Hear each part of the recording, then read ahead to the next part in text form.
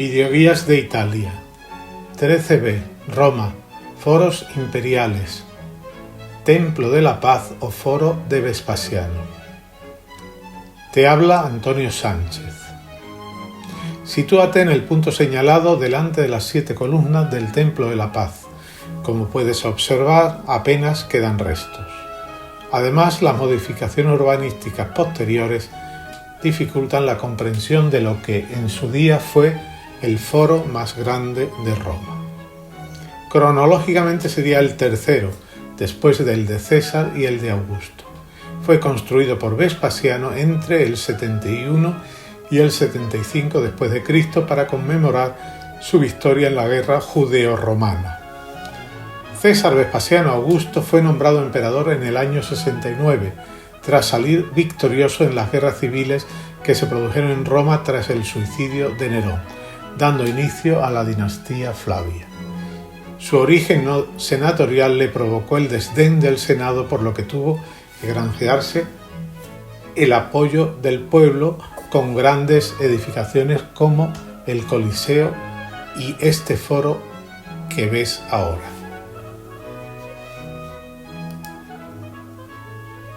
A este foro se le conoce por 3 nombres: Templo de la Paz, Foro de la Paz o Foro de Vespasiano. La denominación de templo es porque hay constancia de su uso religioso. De la Paz se refiere a la Pax Romana sobrevenida después del sometimiento de la insurrección judía. En la imagen de la maqueta de Roma, la orientación del foro difiere de la del plano. Para orientarte mejor siempre señalaremos la ubicación del Coliseo con respecto a tu punto de situación. Observando la imagen del plano y la reconstrucción podemos deducir algunas características arquitectónicas de este foro que los distinguen de los demás. En primer lugar, tiene la planta menos alargada que el de César. En segundo lugar, el patio no estaba enlosado, sino que era una especie de jardín con fuentes y esculturas, una especie de museo al aire libre. En tercer lugar, en el lado donde se situaba el templo, que asomaba solo el pronaos al pórtico parecido al de César, existían 3 estancias a cada lado con distintas funciones que veremos luego. Para darte una idea de sus dimensiones, sitúate en el círculo rojo y compara lo que ves y lo que aparece en pantalla. Esta sería una reconstrucción general.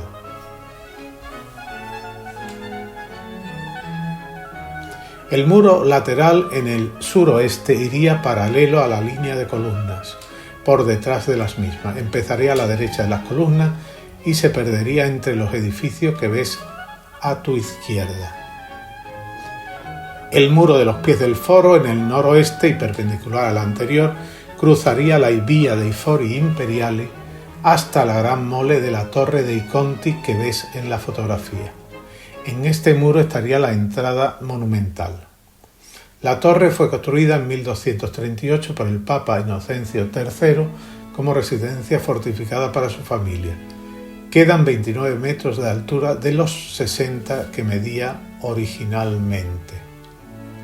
Lindando con este muro se edificaría posteriormente el Foro de Nerva, que comentaremos en la siguiente videoguía.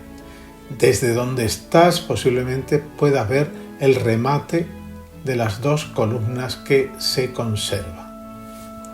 El muro nororiental pasa por delante de la Torre dei Conti y se pierde en las edificaciones a la derecha de la misma.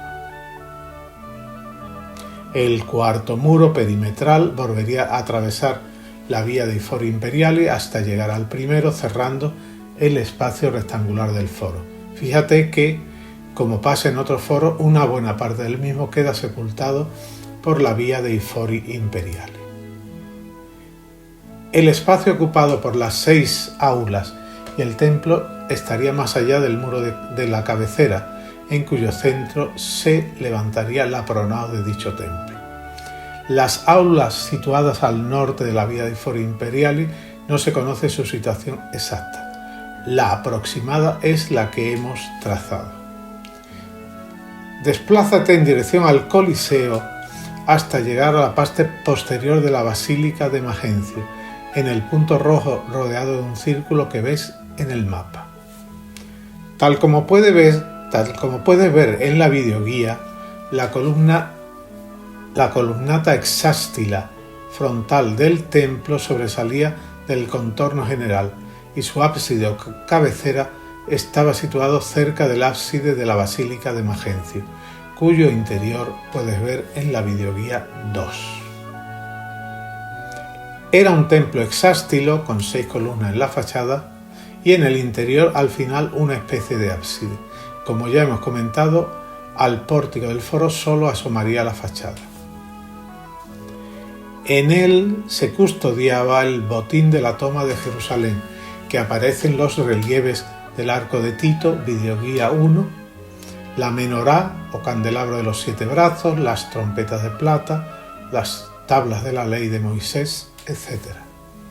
Quedan por estudiar las 3 aulas más próximas al sitio en el que estás. Son las más interesantes y de las que se conservan más restos. Mira hacia la pared que tiene enfrente y que aparece en la figura. Era la pared de la tercera aula que la separaba de la segunda. Como ves, está llena de agujeros.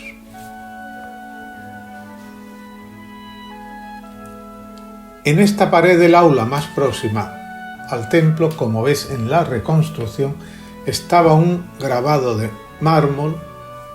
Los agujeros servían para insertar las placas sobre el muro de ladrillo, llamado Forma Urbis, un plano gigantesco de 18 por 13 metros de la Roma de Septimio Severo, del 203 al 211. Solo se ha conservado un 10% de este plano en fragmentos dispersos en distintos lugares. Los puedes contemplar en el Museo de la Forma Urbis. Algunos autores interpretan este aula como una oficina del catastro de la época. Vayamos con las 2 últimas aulas.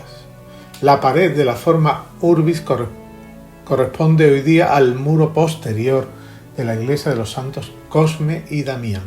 Sus paredes y algunos fragmentos se conservan dentro de la misma. Si has visitado el Foro Romano, seguro que has visto su fachada principal. Se trata del templo circular de Rómulo, videoguía 4. Fue construido como vestíbulo de acceso al Templo de la Paz a través de una de sus aulas, la primera. El nombre no se refiere al fundador de Roma, sino que, según la tradición, en el 308 el emperador Magencio lo reutilizó como templo dedicado a su hijo Rómulo, muerto prematuramente. Posteriormente quedó englobado como vestíbulo de la iglesia, la de los santos Cosme y Damián, construida utilizando las 2 aulas del Templo de la Paz. Tú estarías situado en el punto rojo, es decir, en el muro posterior de la iglesia que contenía la Forma Urbis. Para intentar aclararte el último punto, te incluimos la maqueta del Templo de la Paz con el sitio aproximado donde está señalado con un punto rojo. Como ves, el muro del primer aula está adosado al templo circular de Rómulo. Detrás vemos en la foto el aula del Templo de la Paz o Foro de Vespasiano, bien conservada. Hemos terminado. Vuelve sobre tus pasos hasta las 7 columnas.